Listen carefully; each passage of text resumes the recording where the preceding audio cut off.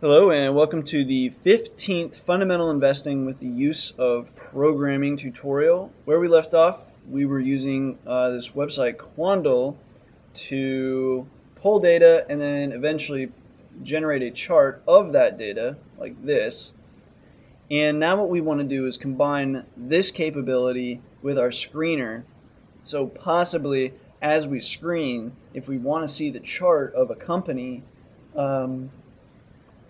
that meets our requirements, then we can generate a chart just like this, and then eventually we'll connect it to that other charting stuff that we did. So that's what we're going to do. I just started with a blank slate basically, and what I'm going to do is this is the old, this is our screener basically. So obviously if you wanted to screen against the whole Russell 3000, that's all this. If you wanted to, this was a smaller version of the Russell 3, so these were kind of close, like decent ranges, but not quite something we'd invest in, and even better was very close to what we were interested in. But at the time, the market, when we were doing these videos, the market was really on quite the high at the moment. So I don't really think that I don't think we found a single company that met all of our requirements. So that was kind of a bummer. But right now, actually, the market's in a bit of a slump. So maybe we'll be able to find something a little better. So with that, this was just our screener. You've already seen the screener. Surely you know what's going on. It's screening the stocks. And then eventually what we'll probably do is add a little bit more logic to this entire program too. So basically, the first thing we want to do is, well, first let's copy and paste this over. And then I'm going to close out of this. We don't need this this one anymore. So I'll bring this over now.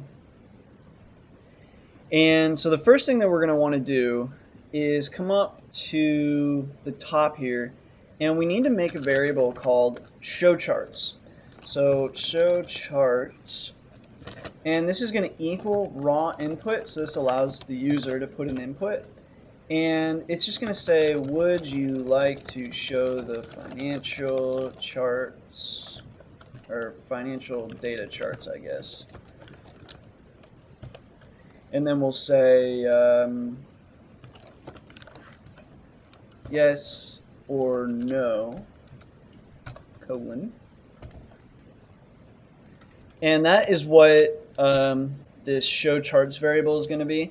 So if they enter a Y, that's what show charts will equal. If they enter an N, that's what show charts will equal. So the next thing now, the idea here is basically if we're just screening the entire Russell 3000 to make, a smaller list of things that might eventually be there, right? So generally you're going to want to at least whittle down the Russell 3, because you wouldn't want to go against the Russell 3000 every time. Like, it's going to take a really long time to get through the list, and then also it's going to take a ton of bandwidth from you and Yahoo. So if you're just looking to see a range of stocks that are, or tickers that are within at least the ballpark of companies you'd consider possibly investing in if they shrank a little bit, then, or if the price came down a little bit, then maybe you're just looking for an under 20 PE or under 1.5 price to book, etc. You're not going to want to graph all of those as well. That would get really tedious, because you don't even really care to see those charts. So depending on what you're doing, if you're just strictly screening the Russell 3000 to make a level 2 screened list or something, there's no point to show the charts. So anyway, if you're not looking to show the charts, we'll just throw that variable in there for now. Later on, we'll make this a little bit more logical and useful. So anyway, that's that. The next thing that I want to do, let me make this a little bit wider actually. So the next thing we want to do is basically, once we've gone through this screening process and say it meets these requirements that we've set here, and again, I think probably what we'll end up doing in the future is either at the beginning it'll ask us what values do we want to set, or I think probably a better thing would be, what do you want to screen, and then we'll just preset the values. So like a level 2 list would be, any price to book under 1.5, a PE ratio under 20, etc. And then it'll just say, do you want to do, level 1 screen, level 2 screen, and level 3 screen, something like that. But eventually we'll get there. Right now I just want to show this stuff. So if it meets all these requirements, what it's been doing is printing out the stock and just the basic data on that stock at the moment. So really, all we need to do at this point to connect the screener with the Quandle thing that we just made is just put all that Quandle code right in here, right? So if it met the requirements, it would spat it out. So if we just stick it underneath this if statement, it'll also only chart if it meets these requirements, right? But there's one last thing that we need to do, clearly, and that's actually throw another if statement asking whether or not show charts was indeed a yes or no. So the next thing, just to keep us making a little bit of sense, we should do an if statement up here as well. So if show charts equals, and actually this needs to be show charts dot lower. This way you could enter an uppercase y or a lowercase y and it wouldn't make a difference. If show charts dot lower equals y, print, okay, charts will be shown. If show charts dot lower equals n, print charts will not be shown. And then finally, if nothing else, invalid input, no charts. Now the next thing we want to do is let's just copy and paste this if statement because we're going to use it, and come down here, and since this stock, right, met all of these requirements, now we'll just stick this if statement here. So if show charts, if the user does want to see the charts, let's make some space. Now we're just going to copy and paste this code. So starting with the end of this exception all the way to the top of this script to net income, array, copy that, come over here, enter down, literally paste. Now the alignment is going to be wrong, so re-highlight, go up to where this actually begins. So the net income, depending on how you did it, net income's probably aligned correctly, but this stuff is not. So go to highlight there, and if you're in the idle IDE, hit tab, tab, tab, tab, tab, and now everything is aligned correctly. So yeah, I see we didn't have any title added there, so let's go ahead and add a title to this. And we could either add the title here at this point, or we can use, because when you make all these extra axes, just like we were able to do plot y label without defining the axes, just whatever axes is drawing at the time. So if we come down here and we were to say plot title, it would plot at the title on axis 3. But what you can do is called, wow, my tab broke again. That happened in the last video too. It's quite annoying. Anyway, you can do plt.subtitle for super title, and in there we're just going to throw the variable stock. So like whatever the stock is, it'll throw that title in there. Which reminds me, we need to change one last thing as well. Here our variable is stock, and in our Quandle program we made the variable ticker. So just replace ticker with stock in the 3 URL spots, and that's the only place we had it. Now I think that is all for each stock of interest.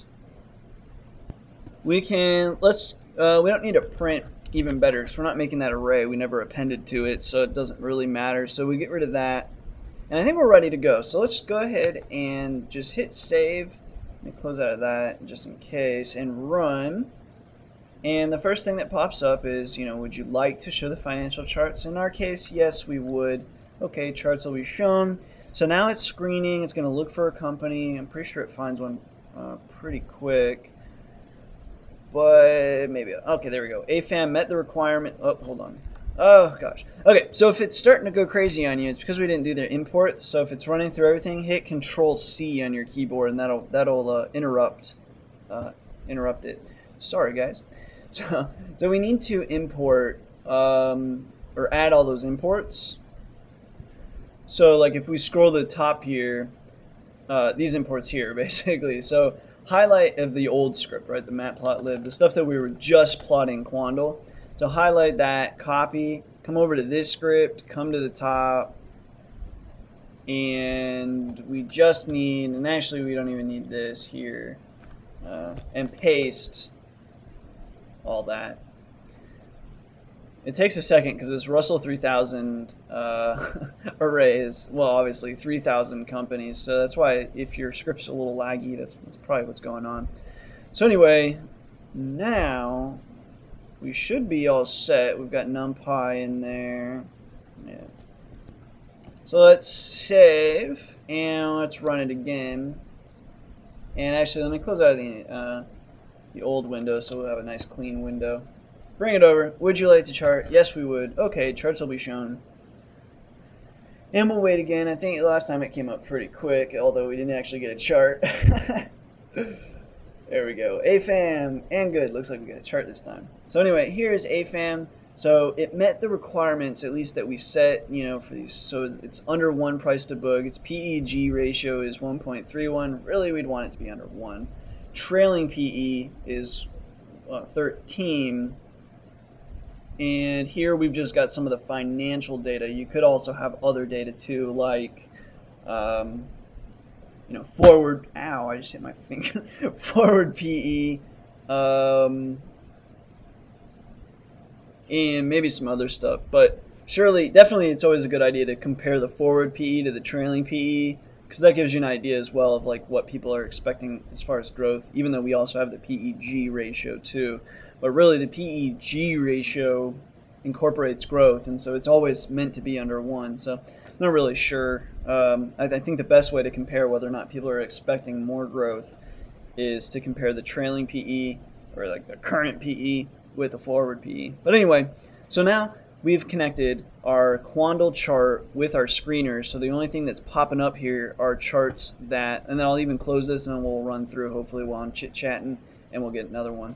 The only one that, charts that we'll actually see are companies that meet our requirements. And then we also, print out the data here, but if you scroll up, you can see, what stuff meant our requirements here. So this company actually looks pretty darn good. The only problem is it's got, an 11 debt to equity ratio. The other thing too you can look at least with Quandle for sure, is dividends. So we could also require a dividend, so I think that's kind of changing a little bit more today as far as value investing is concerned, whether or not you require them to have a long-term history of dividend payment. But if that was a factor, you can also check dividends on at least Quandle for sure, and I'm pretty sure you could do it on Yahoo too. Here's another one, Annalie. Look at the massive debt to equity ratio. Okay, anyway, you can look through some of the companies and we could continue making this list smaller and smaller. And like I said, I think we'll be able to get a lot. NLY is actually Annalie, so we're still in the A's. So clearly a lot of companies are going to meet these requirements. So like I said, we're kind of in a slump right now in the market. Let me show you where we are. So this is where we are now. Of course, today is Saturday. But anyway, as you can see, here was a slump, here was a bit of a slump. And the last time I was making this video, I'm pretty sure we were like right here. And then now at least we're kind of lower now. So hopefully we can find a few more companies that'll be more useful than the last time I was making these videos. So that is video number 15. In the next video, what I'd like to do is interesting. Wonder why we're hitting this 404. Possibly hitting the 404 because we've maxed out. So I'm not using my my key, my auth token, So obviously in a scenario like this where we're hitting a lot of companies, make sure you're definitely using your auth token, because you're going to get this 404 when you've maxed out your 50 visits. Anyway, so that's going to conclude this video. Hopefully you guys have enjoyed. In the next video, what I'm going to do is connect this charting stuff to our old charting program. And if you haven't seen that one, let me pull that one up real quick. Basically, in that tutorial series, what we got to plot was it basically just asks you any stock you want to plot, and it's going to visit the Yahoo API for all the prices. And then we did some analysis on it. So you say Yahoo, pull up Yahoo. We've got it's about 2 years of Yahoo here, 3 years. So we pull up the chart. This is the candlestick chart. Then we had a 20 moving average, simple moving average, 200 simple moving average, RSI on top, MACD on the bottom. That you guys are taught how to generate volume here. And what I was thinking of doing is putting in the 3 charts that we're pulling from Quandl as well. Just put those down here basically, so we'll make some more space on this chart and put those 3 charts down here. And then, you know, you'll have the price, you'll have the moving averages, RSI, MACD, all that stuff. So all kinds of information. And also, maybe if you only wanted to see the price at the time and you didn't really care about the RSI or you didn't really care about the MACD, you could just remove that, or even just replace, instead of MACD being here, you could put in you know, revenue or something like that. So, but anyway, I'll show you guys how to have all of that on here, and we'll incorporate, instead of asking stock to plot, the only stocks that it'll plot are stocks that meet our requirements. So anyway, if that sounds interesting to you, stay tuned to that video. And as always, thanks for watching, thanks for your support, your subscriptions, and until next time.